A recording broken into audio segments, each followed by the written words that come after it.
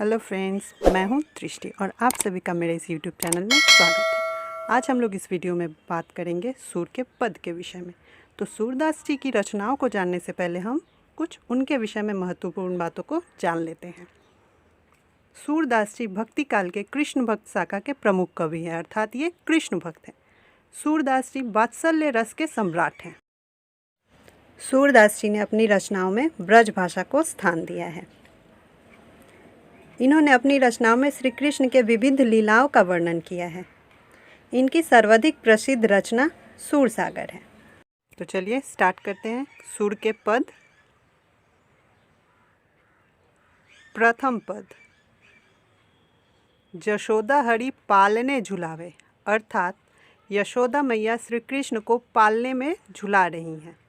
हल रावे दुल रावे मल हावे जोई सोई कछु गावे, अर्थात वह पालने में श्री कृष्ण को हिलाती हैं, उन्हें दुलार करती है, पुचकारती है और मधुर स्वर में लोरियां गाती है ताकि कृष्ण सो जाएं।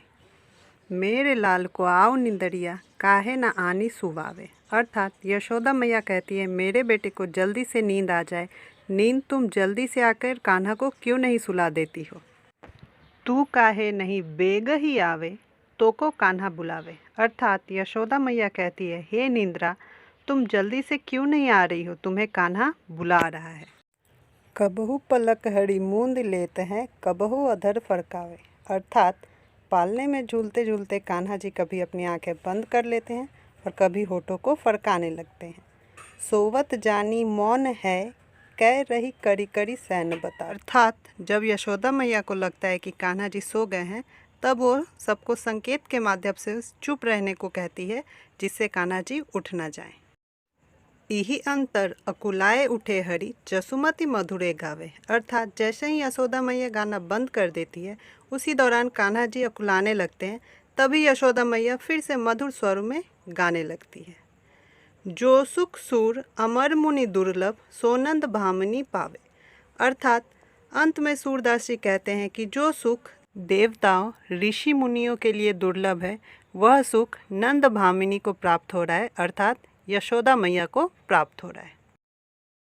पद का भावार्थ यह है कि यशोदा मैया श्री कृष्ण को सुलाने का प्रयास कर रही है, इस वजह से वो श्री कृष्ण को पालने में झुलाती हैं, कान्हा जी को दुलार करती है, पुचकारती है और जो सो लोरी के रूप में गाती है जिससे कान्हा जी सो जाए।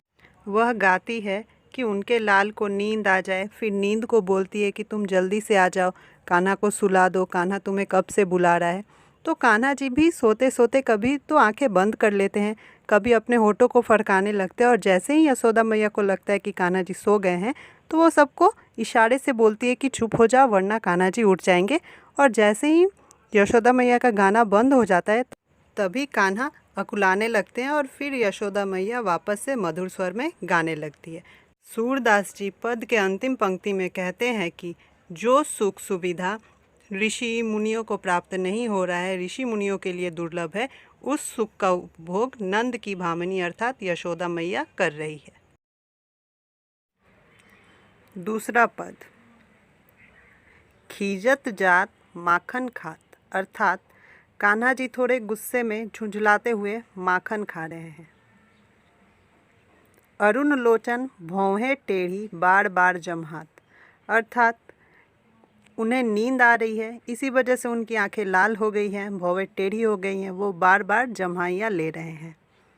कबहू रुनझुन चलत घुटुरन धूल धूसर गात, अर्थात कभी जब वो घुटनों के बल चल रहे हैं तो उनके पैरों में बंधी पैंजनी रुनझुन बज रही है और नीचे चलने के वजह से, ज़मीन पे चलने के वजह से उनके सारे शरीर में धूल लिपट गए हैं। कबहू झुक के अलग खेचत नैन जल भरलात, अर्थात कभी झुंझलाहट के मारे वह अपने बालों को खींचते हैं तो कभी उनके आंखों में आंसू भर जाते हैं। कबहू तूतरे बोल बोलत कबहू बोलत तात, अर्थात कभी वो अपनी तोतली आवाज़ से कुछ बोलने लगते हैं तो कभी नंद बाबा को तात अर्थात पिता कहकर पुकारने लगते हैं। सूर हरि की निरखी शोभा निमिख तजत न मात, अर्थात अंतिम पंक्ति में सूरदास जी कहते हैं कि बाल कृष्ण की अलौकिक शोभा को देखकर यशोदा मैया उन्हें अपने आप से एक पल के लिए भी दूर भेजना नहीं चाहती। प्रस्तुत पद में सूरदास जी भगवान श्री कृष्ण के माखन खाने का वर्णन करते हैं। श्री कृष्ण कैसे मचलते हुए माखन खा रहे हैं, उन्हें नींद आ रही है, इसी वजह से उनकी आंखें लाल हो गई हैं, उनकी भौहें टेढ़ी हो गई है।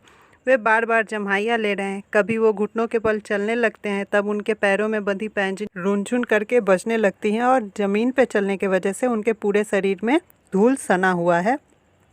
कभी वह झुककर अपने बाल खींचते हैं तो कभी उनके आंखों में आंसू भर जाते हैं। कभी वो अपनी तोतली आवाज़ में कुछ बोलने लगते हैं तो कभी नंद बाबा को तात कहकर पुकारते हैं, अर्थात पिता कहकर पुकारते हैं। पद के अंतिम पंक्ति में सूरदास जी कहते हैं कि भगवान श्री कृष्ण की शोभा देखकर यशोदा मैया उन्हें अपने आप से एक पल के लिए भी अलग करना नहीं चाहती हैं, अर्थात यशोदा मैया चाहती हैं कि कृष्ण हमेशा उनके पास ही रहें।